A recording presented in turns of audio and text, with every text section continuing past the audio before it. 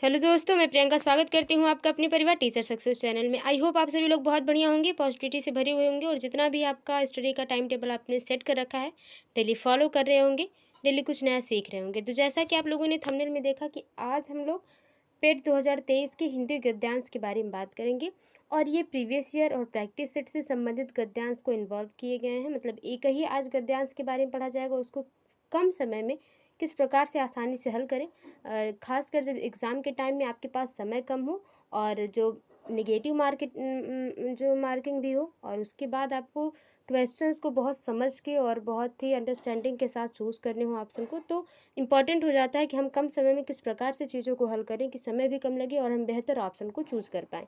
ठीक है, तो उन्हीं चीज़ों के बारे में बात होगी। गद्यांश है तो आपको पता है पेट में जो है 2 गद्यांश हिंदी और इंग्लिश से पूछे जाते हैं। ठीक है, और एक गद्यांश से लगभग 5 जो है प्रश्न बनते हैं, यानी कि 2 गद्यांश से 10 प्रश्न आपके इस तरह से बन जाते हैं और 2 इंग्लिश के पैसेजों से 10 प्रश्न इस तरह से बन जाते हैं। तो एक पैसेज से मात्र 5 क्वेश्चन ही पूछे जाते हैं और गद्यांश जो होते हैं वो बड़े बड़े भी होते हैं।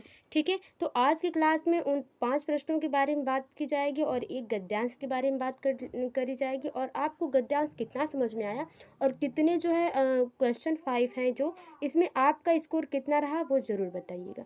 ठीक है, चलिए ज़्यादा टाइम वेस्ट नहीं करते हैं, शुरू करते हैं आज की क्लास को। और बहुत ही छोटी क्लास होने वाली है क्योंकि आपको मैंने पहले ही बता दिया कि गद्यांश से संबंधित प्रश्न सिर्फ 5 ही हैं, क्योंकि इस प्रकार से ही प्रश्न पेट में पूछे जाते हैं।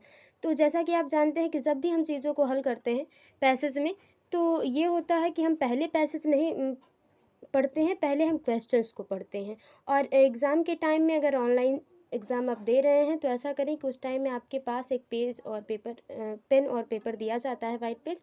तो उसमें आप क्या करें कि जो क्वेश्चन है गद्यांश या पद्यांश के, गद्यांश ही वैसे पूछे जाते हैं, तो गद्यांश के जो प्रश्न हैं वो नोट डाउन कर लें। 10 ही क्वेश्चन होंगे तो उसको रफली नोट डाउन करें। ऐसा नहीं कि जैसे कि आप पूरी तरह से एक लाइन दिया है तो उसी को जो है लिखें।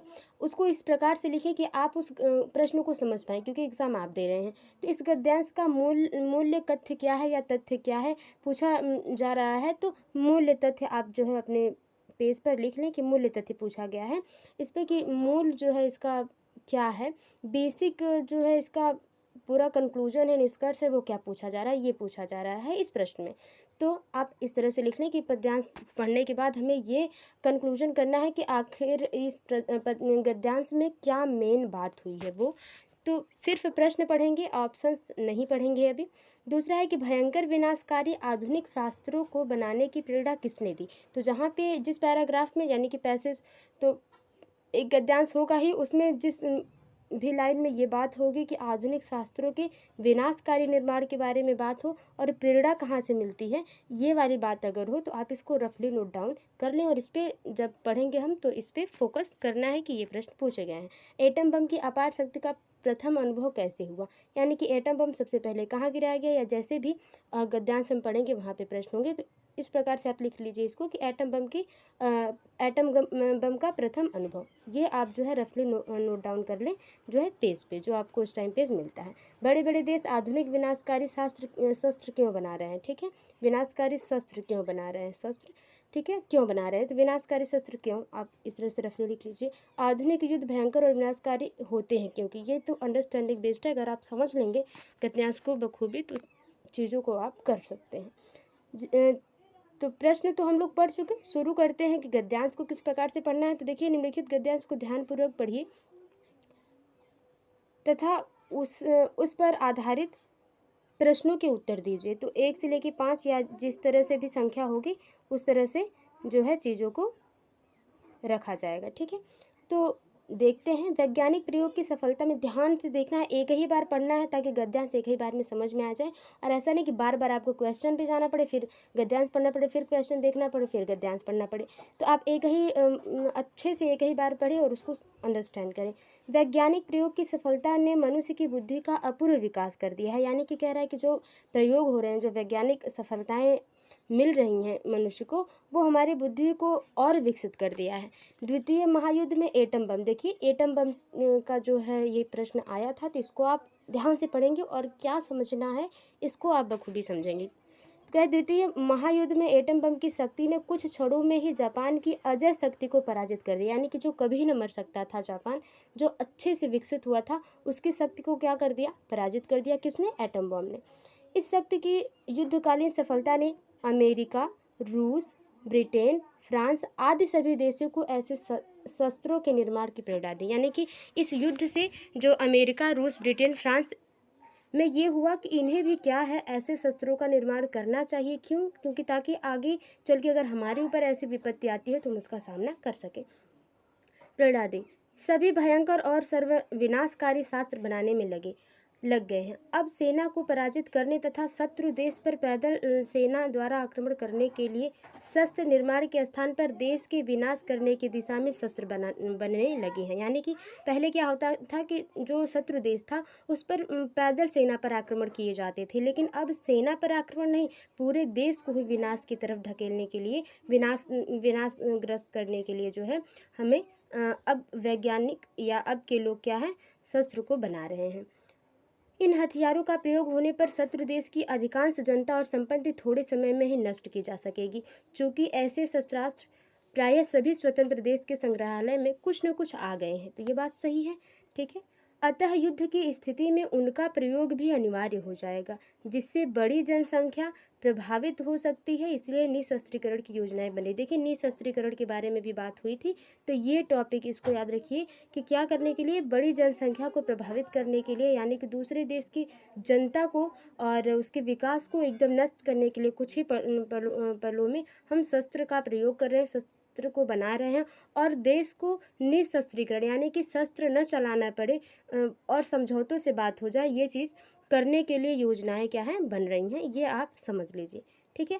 आगे देखते हैं, क्योंकि क्वेश्चन जो हैं बहुत ही वन लाइनर होते हैं और गद्यांश बहुत बड़ा होता है, तो आपको थोड़ा सा उसमें टाइम टेकिंग है, आप प्रैक्टिस करते रहेंगे तो ये आपको बेहतर हो जाएगा। शस्त्रों के निर्माण की जो प्रक्रिया अपनाई गई, उसी के कारण आज इतने उन्नत शस्त्र बन गए, यानी कि जो प्रक्रिया चलती आ रही है कि वो देश उससे बेहतर, वो देश उससे बेहतर बनाते जा रहे हैं शस्त्र, तो वो क्या है, उन्नत शस्त्र बन गए हैं, जिनके प्रयोग से व्यापक विनाश आसन्न दिखाई पड़ता है। अगर उनका प्रयोग होता है तो बहुत ही बड़ा विनाश होगा, ये दिखाई देता है। अब भी परीक्षणों की रोकथाम तथा बने शस्त्रों का प्रयोग रोकने के मार्ग खोजे जा रहे। इतने शस्त्र बन गए हैं कि छोटी छोटी बातों पर अगर थोड़ा सा भी युद्ध हो तो दूसरा देश उसे पलटवार करके अब युद्ध में परास्त कर सकता है, इस तरह से। तो उसको रोकने के जो है मार्ग खोजे जा रहे हैं। इन प्रयासों के मूल में भयंकर आतंक और विश्व विनाश का भय कार्य कर रहा है, यानी कि एक प्रकार का ये भय है कि आगे चल के ये जो शस्त्र हैं वो विनाशकारी हो सकते हैं। इसी वजह से इन्हें निशस्त्र और इनको रोकने, इनका प्रयोग रोकने के मार्ग पर क्या है, चर्चाएं चल रही हैं, चीज़ों को जो है किया जा रहा है।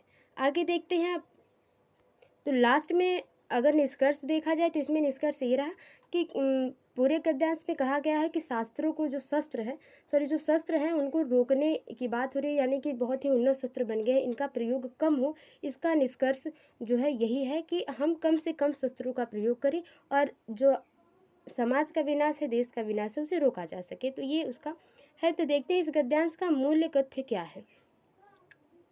आतंक और विनाश का भय, विनाश में शस्त्रों की होड़, द्वितीय विश्व युद्ध की विभीषिका, निशस्त्रीकरण और विश्व शांति। यानी कि कहा जा रहा है, इससे गद्यांश का मतलब क्या है, मूल जो तथ्य है इसका यही कहा जा रहा है कि जो जो शस्त्र बने हैं उनका प्रयोग नहीं करना है, यानी कि निशस्त्रीकरण, और विश्व शांति का क्या है, प्रयोग करना है, विश्व शांति फैलानी है। तो चौथा ऑप्शन बिल्कुल सही हो जाएगा, ये इसका निष्कर्ष था। आगे देखते, भयंकर विनाशकारी आधुनिक शस्त्रों को बनाने की प्रेरणा किसने दी? अमेरिका की विजय ने, जापान पर गिराए गए अणु बम ने, या बड़े देशों की प्रतिस्पर्धा ने, जो कंपटीशन हो रहे हैं लोगों में उसको तो नहीं। जो आधुनिक शस्त्र बनाने की प्रेरणा कहाँ मिली? जब जापान में जो है बम गिरे तब, ठीक है, हिरोशिमा जब जो है प्रभावित हुआ, तो ये चीज़ें हैं। जापान में ऐसा होने की वजह से सभी देश क्या है, अच्छे आधुनिक शस्त्र बनाने शुरू कर दिए, ठीक है। तो ये बात हो गई। एटम बम की अपार शक्ति का प्रथम अनुभव कैसे हुआ? जापान में हुए भयंकर विनाश लीला से, जापान की अजय शक्ति की पराजय से, अमेरिका, रूस, ब्रिटेन और फ्रांस की प्रतिस्पर्धा से, अमेरिका की विजय से। तो देखिए तीसरे क्वेश्चन के सही आंसर की बात करें तो ये जो भयंकर विनाश हुआ जापान में, उसके भय से लोग जो है शस्त्र बनाने लगे और एटम बम की अपार शक्ति का पता तब चला कि जब जापान में इसको गिराया गया था। तो ये बात बिल्कुल सही हो जाएगी, पहला ऑप्शन सही हो जाएगा। आगे देखते हैं, बड़े बड़े देश आधुनिक विनाशकारी शस्त्र क्यों बना रहे हैं? अपनी अपनी सेना में कमी करने के उद्देश्य से, अपने संसाधनों का प्रयोग करने के उद्देश्य से, अपना अपना सामरिक व्यापार बढ़ाने के उद्देश्य से, पारंपरिक भय के कारण। तो चौथे के सही आंसर की बात कर ली जाए तो पारंपरिक भय के कारण, उनके अंदर एक भय हो गया कि अगर युद्ध हुआ आगे चल के तो जो हमसे भारी देश है, जो हमसे संपन्न देश है, अगर वो परमाणु बम से हम पर हमला करते हैं युद्ध के समय तो हमारा विनाश निश्चित है। इसके भय की वजह से लोग क्या है, शस्त्र बना रहे हैं। तो चौथा ऑप्शन बिल्कुल सही हो जाएगा। आधुनिक युद्ध भयंकर व विनाशकारी होते हैं क्योंकि दोनों देशों के शस्त्रास्त्र में इन युद्ध में समाप्त हो जाते हैं, मतलब शस्त्रास्त्र जो है युद्ध में समाप्त हो जाते हैं। अधिकांश जनता और उनकी संपत्ति नष्ट हो जाती है। दोनों देशों में महामारी और भुखमरी फैल जाती है। दोनों देशों की